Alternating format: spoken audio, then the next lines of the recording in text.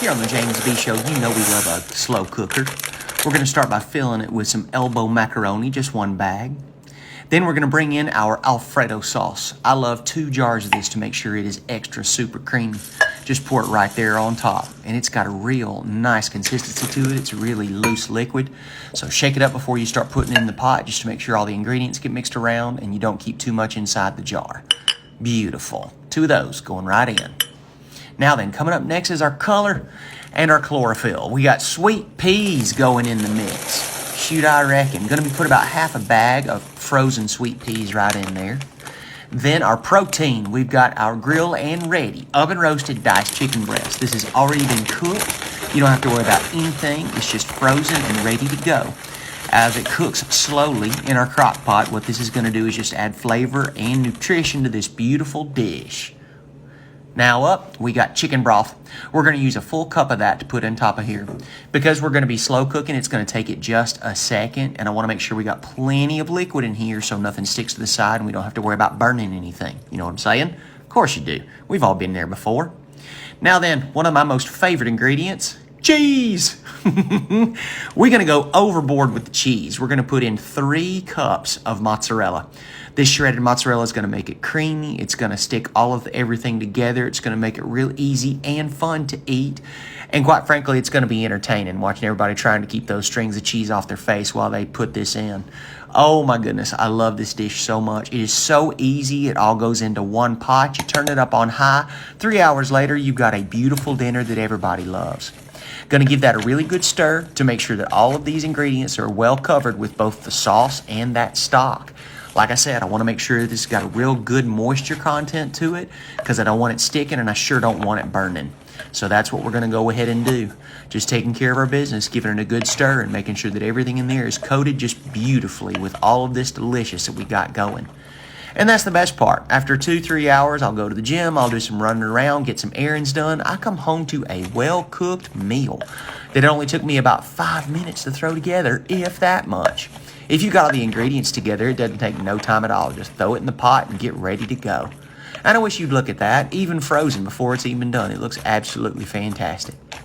So again, we're going to take this pot, put it into the cooker and let it sit there for about 3 hours on high. And whenever we get finished with that time, it's going to be an absolute dream come true.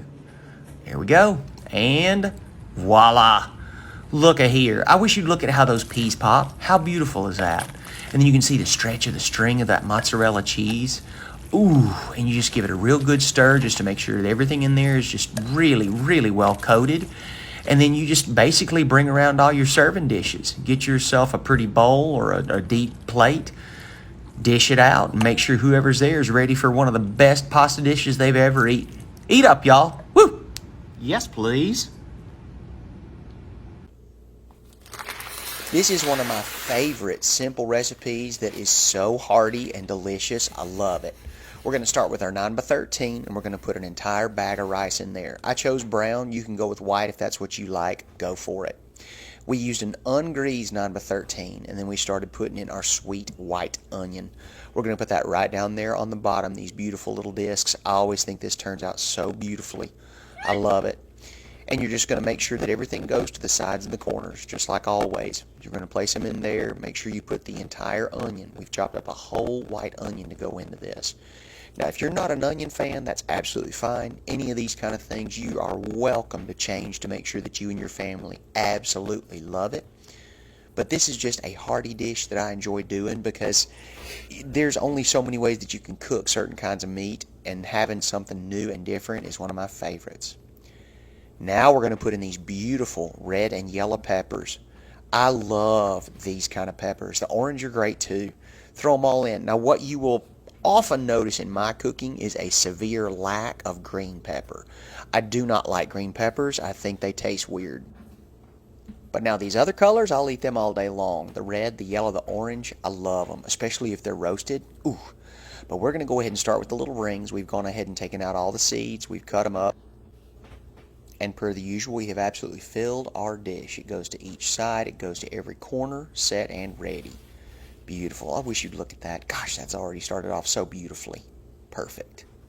Now we're going to set that aside for a minute while we get ready for our chicken. Exactly. We're going to go ahead and get to our protein. First, we're going to sprinkle a whole lot of paprika over the top. Love this stuff. It always brings out such a strong, beautiful flavor. Next is garlic powder. Same for it. You're just going to give a very generous sprinkle because what this is mostly a rub.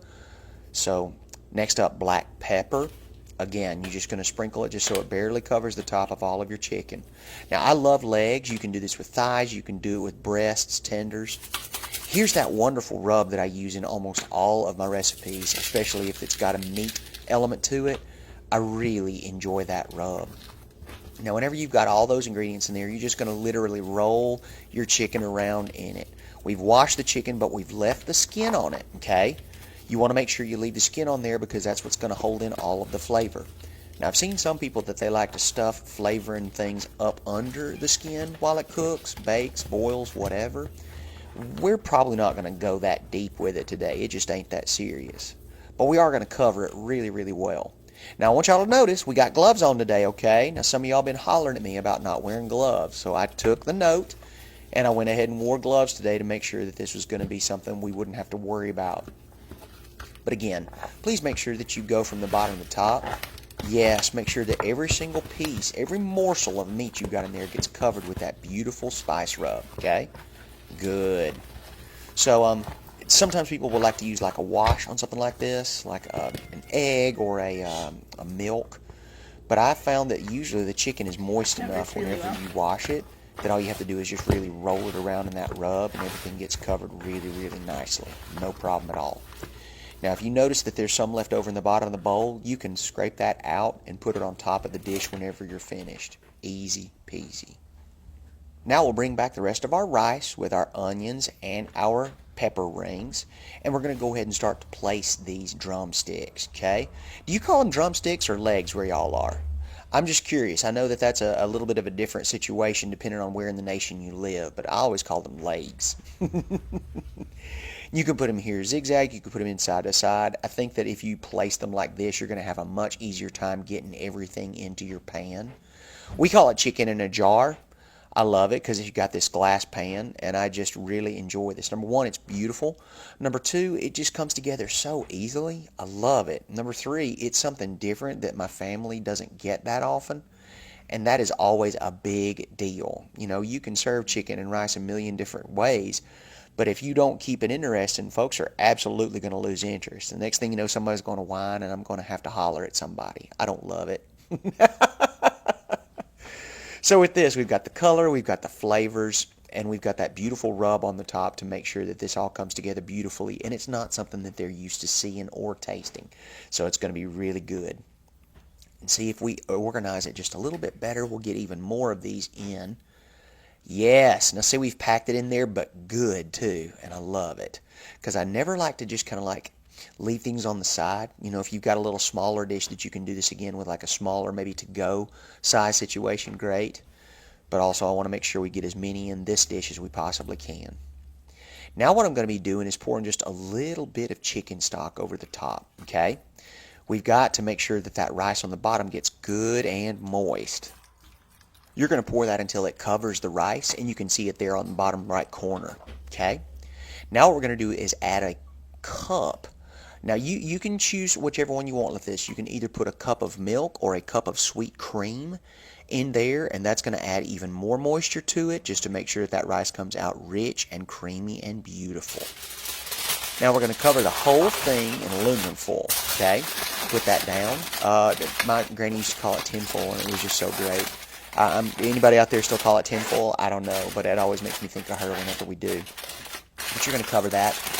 And your oven is going to be preheated to 350 degrees Fahrenheit, okay? That equals out to about, I want to say, 180 centigrade, just in case that's what you're cooking with. And here's what we've got. After 40 minutes of baking, you've got this beautiful situation ready to go. You've got that perfectly brown chicken on the top, those tender vegetables in the middle, and then you've got that perfect rice underneath. I wish you'd just look at this, how beautiful. Oh my goodness. And you can see those spices on there. God, that's so good. Eat up, y'all. Woo! Yes, please.